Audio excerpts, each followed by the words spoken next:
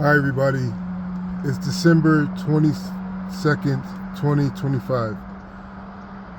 Um, I've learned that clarity inside, as in clarity in your mind, in your inner thinking space, in your inner living space where you inhabit, clarity in that space is hard to achieve when you have many unresolved problems, many questions about your present, your future, and your past. Whatever obstructs your thinking, that's inside of you.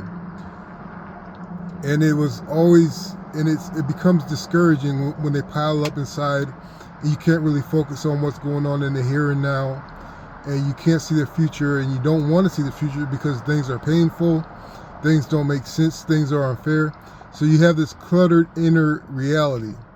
And I've realized that the clarity that I have inside is priceless, even though it's sometimes incredibly boring, but it's priceless because I get to hear myself. I get to see into my life deeper when I have time to focus.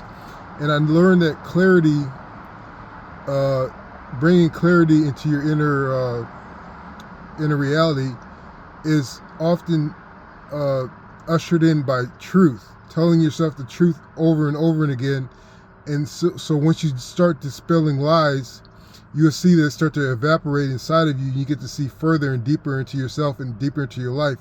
And so that it starts with telling yourself the brutal truth. And the brutal truth doesn't always mean it's going to hurt your feelings or give you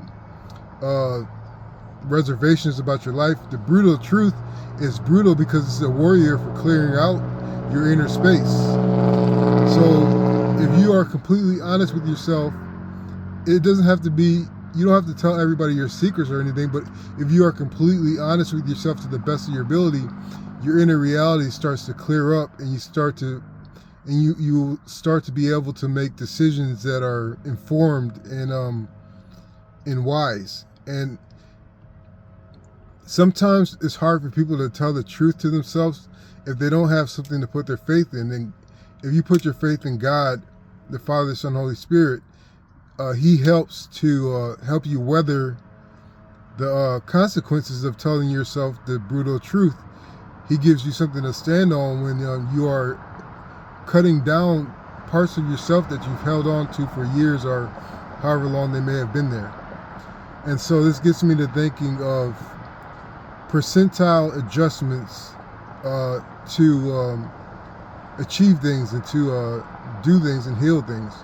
So what I mean by percentile adjustments, once you get a kind of bead on the different arms of your ability, the different arms of your autonomy, and different focal lengths of your perception internally to assimilate with the external parts of your life, you start to have more control. And so a percentile adjustment may be, maybe you notice that something is off with a situation. You're trying to figure out how to conquer it or how to get forward. So one percentile adjustment could be maybe dialing back your hope, and then dialing up your commitment to the certain activity or whatever it is. And so you get to fine-tune your approach. You get to fine-tune your soul, your spirit, once you could figure out what, because if you tell yourself the truth, you could figure out how you are perceiving things. So you could refer to the past, like when I was thinking about something like this before, my hopes were too high, and that kind of diminished my my commitment to the situation, because I thought it was natural, I deserved it. I thought it was coming to me easily, but it wasn't.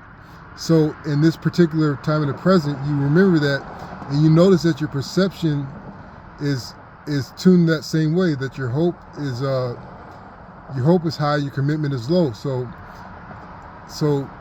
quite obviously, if you dial back the hope and dial up the commitment, things might change for the better. There might be a better outcome. So fine-tuning your awareness and your input into the situation is a way to adjust the percentiles of your arms of influence. And another percentile adjustment could be learning to love. Love is complex when you have fear of being left alone, fear of letting someone down, fear of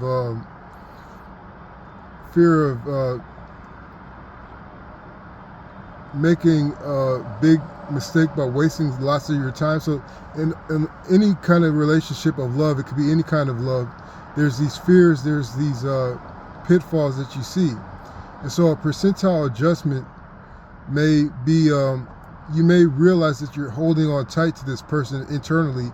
You might not be overbearing to them, but inside there, you're overbearing to yourself because you're holding on to them for fear of losing them. So if you could tell yourself the truth, if you could see this, maybe you could dial it back and realize that once you dial back, you still love them just intensely, but you're not grasping onto them desperately. You're letting them be in your mind and your spirit and your inner reality. You're letting them flow freely. You know, they may go away for a little bit and they may come back, but that dialing back of that intense desperation is going to alleviate copious amounts of stress and torment to yourself, and your love will become healthier. And there's no telling where the situation will go from there, but internally you have come to terms with the reality that you need to live in order to foster that love properly. And so I guess another percentile adjustment of your arms of control would be maybe healing yourself. I guess an obvious pitfall when you heal yourself, you know that sometimes when you indulge, you heal yourself. You indulge in food, indulge in alcohol, indulge in satiating your desires, whatever they may be, and this could quickly turn to depression because you have let yourself down by letting yourself go so much, by indulging in desires that are not exactly healthy, or they don't bear fruit like other things do. So if you want to heal, but you do not want to put yourself in depression for feeling shame for yourself or for feeling let down by yourself, if you want to heal, you could adjust your